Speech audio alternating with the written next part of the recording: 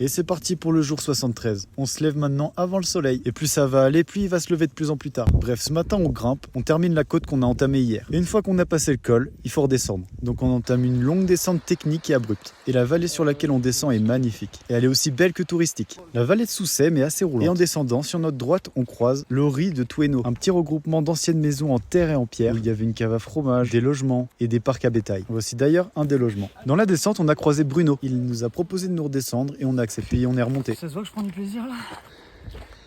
Ah putain, la côte de salopard. À ce moment-là, il faisait chaud. Plus on redescend dans les vallées, plus il fait chaud. Et là, c'est une très longue côte qu'on entame. Heureusement, il y a plein de petits torrents, donc on pense à bien boire. Putain, il fait chaud.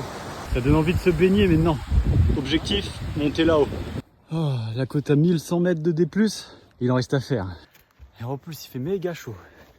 C'est horrible. Pour la fin de cette côte, on arrive dans des pierrets. Donc là, on range les bâtons. Ça va être technique. Et long. Et on termine cette montée d'une main de maître.